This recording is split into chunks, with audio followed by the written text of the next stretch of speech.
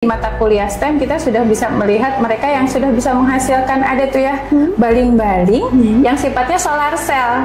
Jadi mereka sudah bisa merancang itu. Mereka menerapkan tentang konsep fisikanya, konsep lingkungannya, kemudian berbasis pada teknologi yang kekinian dengan menggunakan solar cell-nya itu.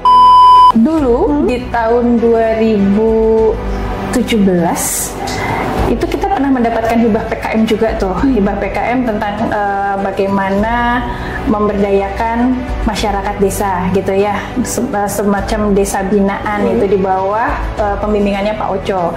Kemudian kesini karena dengan proses pandemi dan segala macamnya nih aktivitas memang agak sedikit menurun, tetapi personalnya sudah semakin banyak yang berkembang gitu ya, walaupun tidak di dalam bentuk grouping seperti halnya tadi mendapatkan hibah PKM tadi.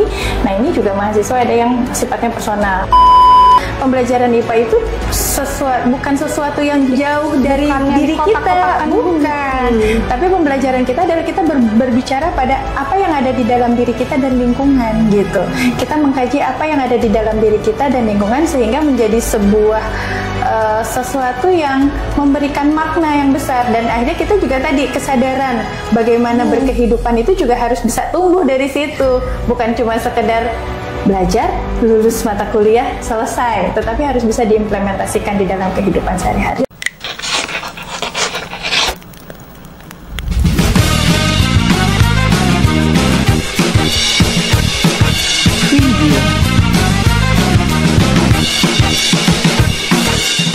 Hai Sobat FKIP Untirta, selamat datang di studio Siniar FKIP Untirta. Hari ini kita akan berbincang-bincang dengan Ketua Program Studi yang bidang ilmunya berkontribusi pada sektor vital manusia, mulai dari sandang, pangan, papan, sampai astronomi. Sudah hadir bersama kita Ibu Siti Roma Nur Hadijah. Terima kasih. Salah tidak pelafalan saya? Hadijah atau Hadijah? Hadijah. Hadijah. Iya.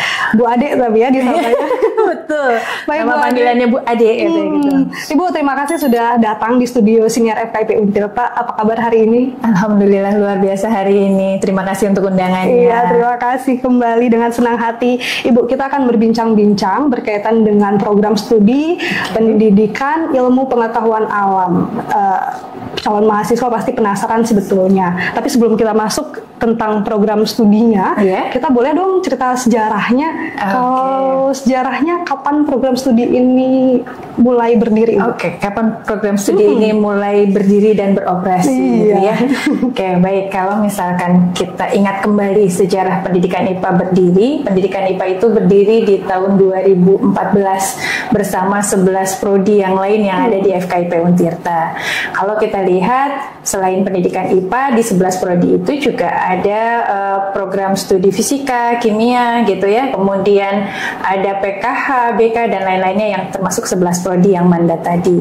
Kemudian di tahun 2017 pendidikan IPA pertama kali melaksanakan akreditasi pertama di antara 11 prodi.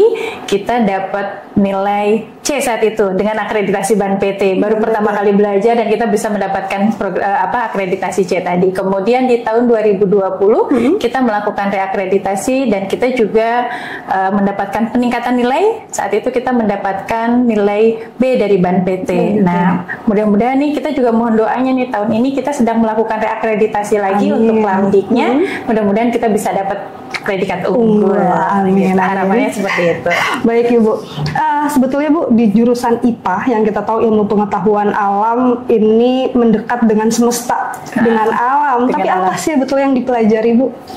Ya, kalau misalkan kita lihat tadi betul ya, kita ini mendekat dengan semesta, dengan alamnya, ilmu pengetahuan alam gitu ya. Nah, di pendidikan IPA itu ruang lingkup materinya lumayan luas. Karena kita juga kalau misalkan kita lihat lagi di biologi, fisika, kimia, mereka sudah terspesifikasi gitu ya. Nah, kalau IPA ini kan targetannya adalah pembelajaran untuk menghasilkan calon guru di pendidikan dasar gitu ya, di pendidikan dasar dan menengah. Nah, makanya di situ ruang lingkup materinya masih sangat luas. Ada bidang kajian biologinya, fisikanya, kimia, kemudian ilmu lingkungan atau IPBA, serta tentunya kependidikan karena kita berada di program kependidikan di situ. Jadi ruang lingkupnya seperti itu. Kemudian kalau kemampuan khusus yang mau disasar atau dicapai oleh prodi IPA apa saja Bu?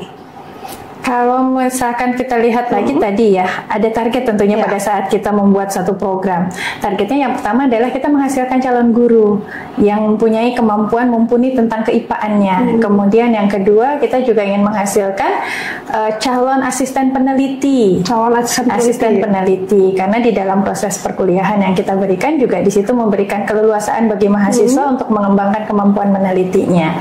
Begitu. Bu, berarti sebetulnya program studi IPA ini memiliki kurikulum yang bagaimana itu, Bu? Sehingganya sasaran tadi, kemampuan-kemampuan khusus yang mau dicapai itu bisa didapatkan dengan ideal. Oke. Nah, tadi juga ada yang kelewat tuh satu lagi tuh. Selain calon pendidik, asisten peneliti, kemudian ada lagi kita juga ingin menghasilkan lulusan yang mempunyai kemampuan edupreneur gitu ya. Nah, dengan itu maka kami menyusun kurikulum gitu, menyusun kurikulum sesuai dengan kebutuhan dari tuntutan itu, sehingga sebaran mata kuliah yang ada di dalam kurikulum itu sudah disesuaikan dengan jenjang-jenjang yang harus dilewati oleh mahasiswa.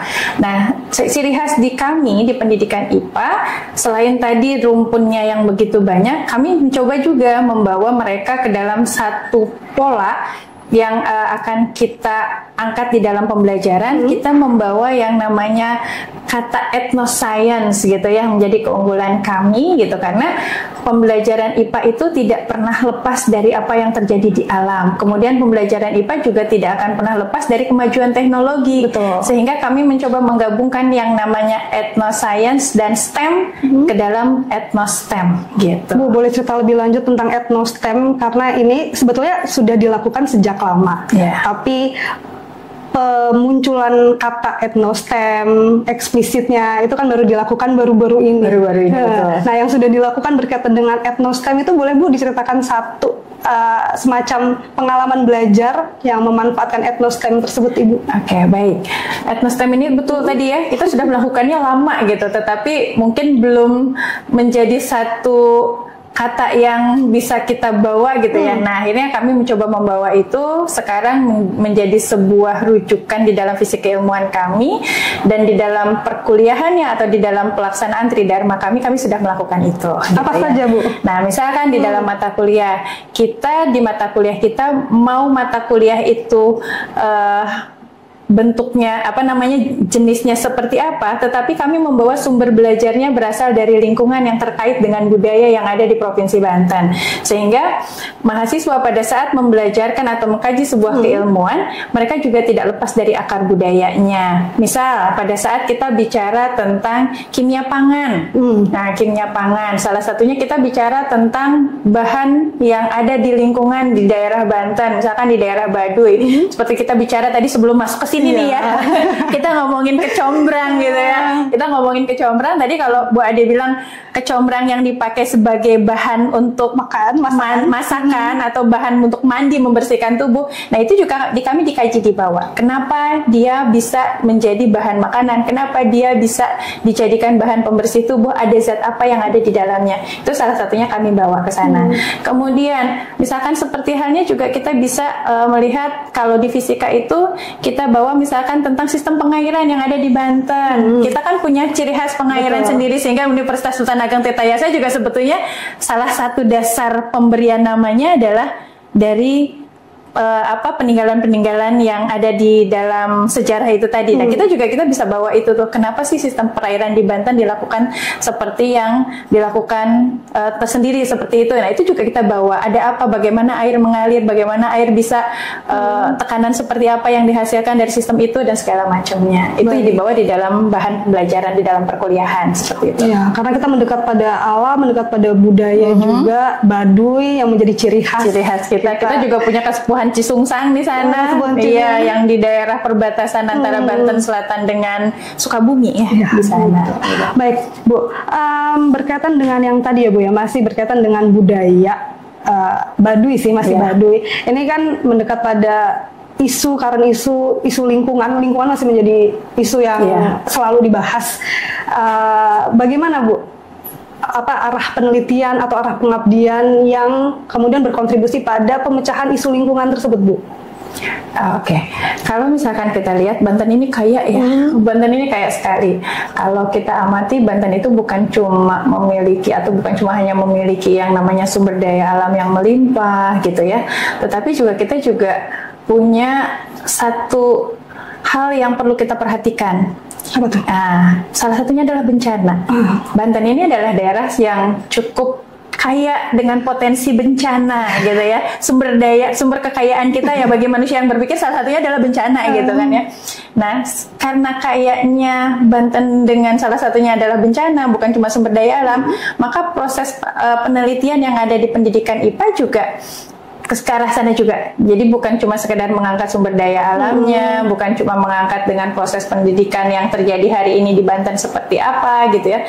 Tetapi itu tadi bencana juga kita bawa ke dalam konten pembelajaran bagaimana sehingga nanti harapannya adalah guru-guru kita juga punya kesiapan bagaimana membelajarkan untuk anak-anaknya di sekolah kalau terjadi bencana gitu. Jadi terkait dengan kurikulumnya juga. Agar bisa memitigasi. Ya, masuk ke memitigasinya di sana. Jadi mitigasi kita berikan dari mulai perkuliahan, kemudian diangkat di dalam penelitian dan harapannya bisa sampai pada implementasi. Tentunya di dalam kegiatan pengabdian kami pun itu kami bawa. Gitu. Baik, Bu. Ini berkaitan dengan pembelajaran IPA di sekolah. Kalau pembelajaran IPA di jenjang sekolah dasar, pendekatannya kan memang menggunakan tematik ya yang terintegrasi. Tetapi di menengah pertama, yang saya dulu mengalami, saya belajar biologi, belajar fisika itu secara terpisah. Nah, sementara ini ada program pendidikan IPA yang sebetulnya itu secara terintegrasi jadi satu kesatuan. Itu kan menjadi tantangan ya Bu ya. Betul. Apa Bu kemudian yang dilakukan oleh Prodi agar ketika lulusan itu berada di sekolah mereka tetap dapat menyesuaikan atau bisa mengatasi persoalan tersebut? Oke, baik. Ini tantangan yang ada di pendidikan IPA ya. Di satu sisi kita harus membelajarkan materi itu secara mendalam, di satu sisi lagi harus terintegrasi. Maka pada saat kita menyusun kurikulum, selain kurikulum itu yang sifatnya memberikan dasar materi atau pemahaman tentang konten tadi, kita juga mencoba membawa mereka ke dalam kurikulum atau ke dalam sebuah proses pembelajaran yang sifatnya memadukan antara basic-basic keilmuan dari berbagai rumpun tadi. Rumpun utama yang kita gabungkan adalah dari fisika, kimia, biologi, dan IPBA-nya. Kita gabung di dalam sebuah mata pelajaran atau di dalam mata kuliah yang kita sebut dengan mata kuliah IPA 1 dan IPA 2. Nah, di situ keterpaduan tentang konten materinya yang kita bawa, kita bekalkan pada mahasiswa. Setelah itu, pada saat mereka sudah memahami tentang keterpaduan dari konten materi tadi, kemudian kita bawa mereka ke dalam bagaimana merancang pembelajaran tentang keterpaduan tadi. Kemudian, bagaimana mengimplementasikan dan mengevaluasinya. Harapannya pada saat kita membawa mereka ke dalam mata kuliah tadi, mereka punya bayangan gitu ya, sudah punya persiapan bagaimana mereka nanti bisa melakukan itu di lapangan.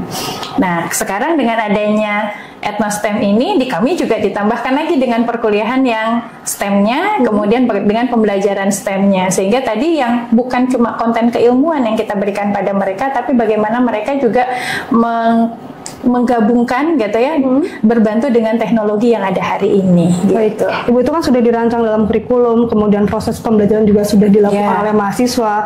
Adakah produk kemudian yang mereka hasilkan yang kemudian dapat langsung dimanfaatkan secara praktis begitu Bu?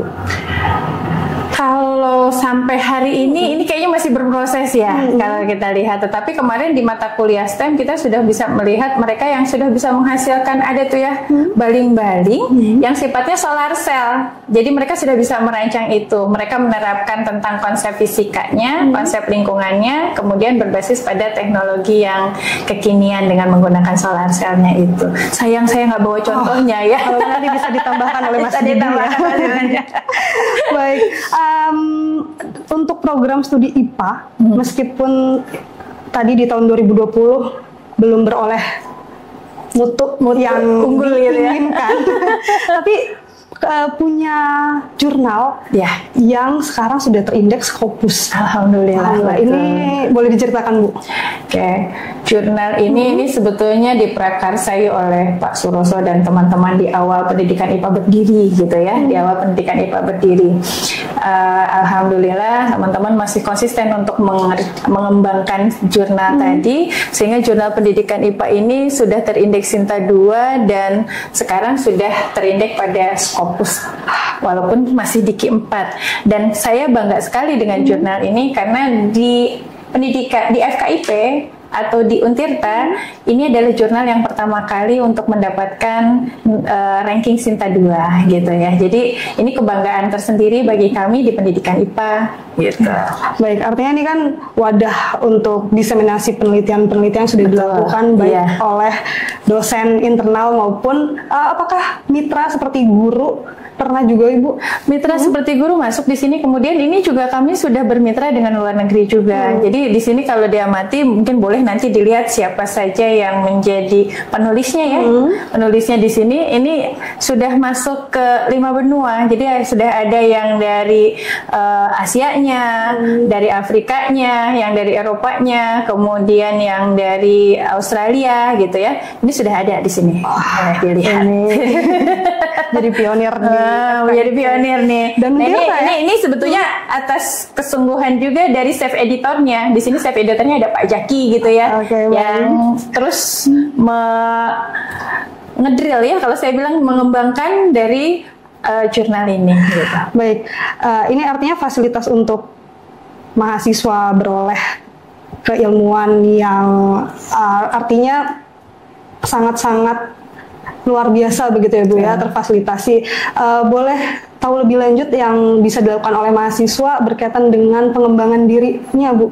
Seperti apa itu? Maksud saya seperti ini, apakah ada laboratorium ataukah pada saat pembelajaran itu seperti apa?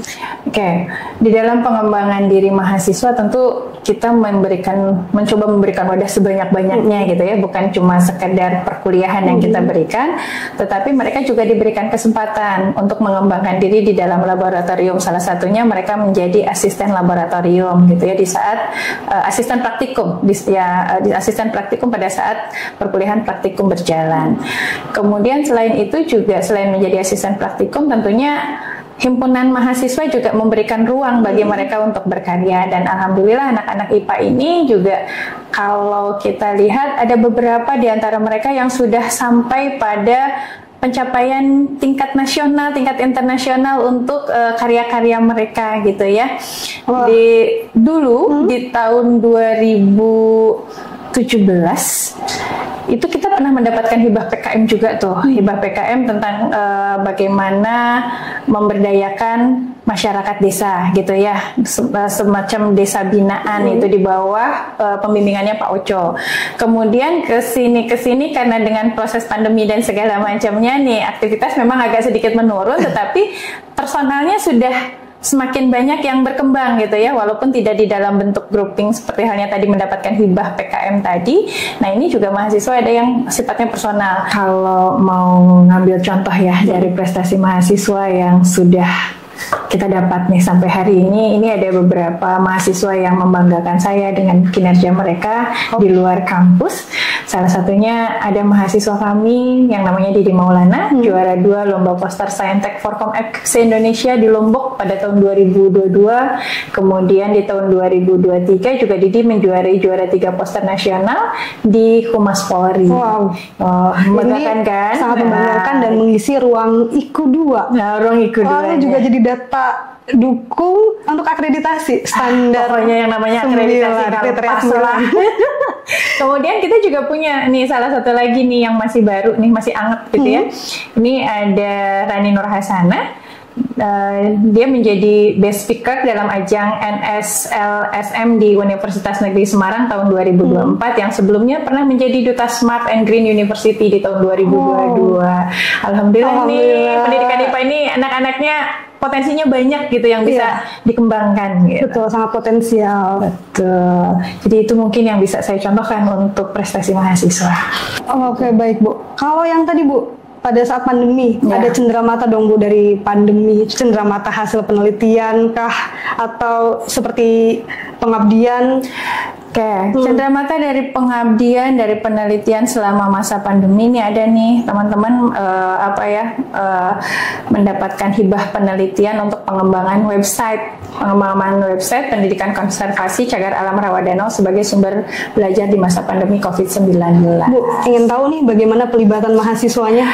Tentunya mahasiswa ini terlibat banyak ya di dalam penelitian ini, karena kalau dosen bergerak sendiri, tenaga kita pasti terbatas. Nggak bisa tuh mahasiswa nggak dilibatkan. Selain mahasiswa diberikan kesempatan untuk mengeksplor lingkungan terkait dengan penelitian yang dilakukan, juga itu adalah kesempatan mahasiswa untuk mengembangkan dirinya kan, mau kemana nih pergerakan berikutnya kan, biasanya gitu ya di saat kita mengikuti penelitian itu tadi, itu juga memberikan ruang pada mahasiswa gitu. Baik, laman tersebut masih dimanfaatkan dalam pembelajaran? Masih seperti apa itu? Masih dipakai di dalam pembelajaran, terutama di mata kuliah ekologi dan etnopedagogik di sana. Mata kuliah ekologi ya Bu ya. Ekologi ini juga bersinggungan lekat dengan ekoliterasi yang harus dimelekan sih Bu. Ini harus dipaksa melek literasi lingkungan. Iya betul. Karena melihat kenyataan sekarang Sungai Ciujung, kemudian Cibanten, yang dekat di sini gitu. Nah, boleh Bu diceritakan berkaitan dengan ini Bu, ekoliterasi, ekologi yang berkaitan dengan isu lingkungan ini Bu, yang sudah dilakukan oleh Prodi IPA. Oke. Kalau misalkan kita lihat lagi ya, apa yang sudah dilakukan di mata kuliah ekologi ini sebetulnya luas sekali gitu ya, luas sekali. Perkuliahan ekologi juga itu ruang lingkupnya juga cukup luas, sehingga harapannya dari pembelajaran ekologi ini tadi mahasiswa minimal melek literasi, minimalnya, maksimalnya dia bisa memberikan kontribusi yang jauh lebih besar lagi di sana.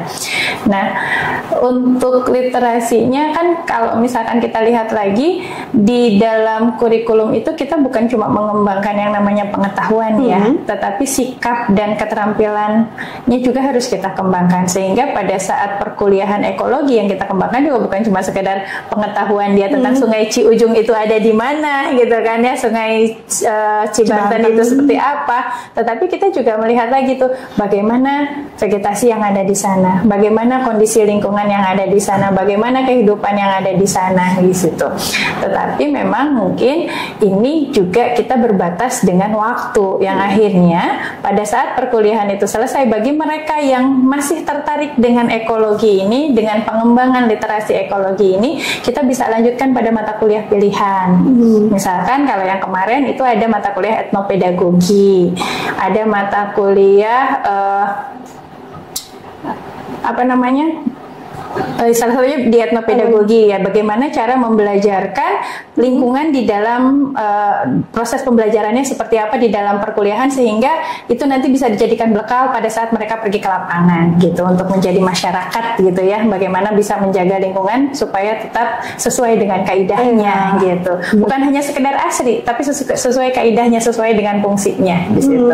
Ya, kalau kali terakhir saya berkunjung ke Baduy, Baduy luar, Baduy dalam, kalau melihat sampah begitu ya Bu ya. Wah, sampah itu sudah sangat banyak. Betul.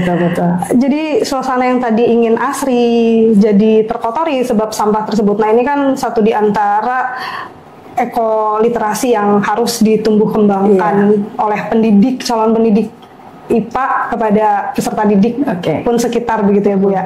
Baik, Ibu, kalau Ibu mengampu mata kuliahnya apa itu Bu? Saya sekarang lagi mengampu mata kuliahnya anatomi fisiologi tubuh manusia. Nah, Bu, boleh tidak Bu diceritain anatomi fisiologi tubuh manusia? Ini kan kalau dikotakkan, ini kan akan dibelajarkan secara mandiri di bidang ilmu biologi. Nah, tapi kan tadi IPA itu akan menghubungkan, ada keterhubungan. Bagaimanakah Bu itu gambarannya? Gambarannya. Kalau di anatomi fisiologi tubuh manusia sendiri, kita membahas dari mulai anatominya, struktur anatominya, kemudian fungsi fisiologinya, sampai pada kelainan yang terjadi di situ ya, sampai pada kelainan yang terjadi pada sistem organ gitu ya, pada sistem organ yang ada pada manusia. Nah, pada saat kita mau hubungkan itu di dalam pembelajaran IPA, ini kalau di kurikulum memang kita melihat ada ada keterkaitannya dan memang harus dikaitkan gitu. Pada saat kita bicara misalkan tentang sistem peredaran darah. Nah, pada saat kita bicara sistem peredaran darah, itu kan kita kalau misalkan di dalam biologinya kita kaji dari sisi tadi anatominya gitu ya, fisiologinya sampai pada kelainannya. Tetapi bagaimana darah bisa beredar di dalam tubuh? Tentunya ini kajiannya bukan kajian lagi biologinya, tapi kita kaitkan dengan kajian fisikanya. Gitu ya, kita kaitkan dengan kajian fisikanya, bagaimana tekanan yang terjadi pada saat darah harus mengalir dari jantung ke bagian pembuluh-pembuluh yang lebih kecilnya untuk bisa mengedarkan bahan-bahan yang ada di dalam yang dibawa darah tadi ke dalam sel yang ada di seluruh tubuh. Itu kajiannya kita sudah mengaitkan pada teori-teori fisika di situ. Kemudian bagaimana darah itu, si bahan makanan atau si bahan-bahan yang dibawa tadi di dalam darah itu bisa dimanfaatkan oleh tubuh sehingga menghasilkan sebuah energi, itu juga kajiannya tidak cukup dengan kajian biologinya saja. Di situ ada reaksi kimia yang terjadi, sehingga di situ juga kita harus mengaitkan tuh bagaimana reaksi itu terjadi sampai terjadinya energi yang dibutuhkan oleh tubuh dan manusia bisa beraktivitas. Wah, Sobat FKIP. Nah, jadi kajiannya ke sana. Sobat FKIP perlu tahu ya Bu ya, bahwa aktivitas pembelajaran seperti tadi ini membantu untuk berpikir kritis. Karena memandang satu objek itu tidak hanya dari satu sisi saja, tapi dari banyak sisi, dan itu melatih mereka untuk berpikir kritis. Tadi berkaitan dengan darah ya Bu ya, seperti yang sekarang kita lakukan sebetulnya.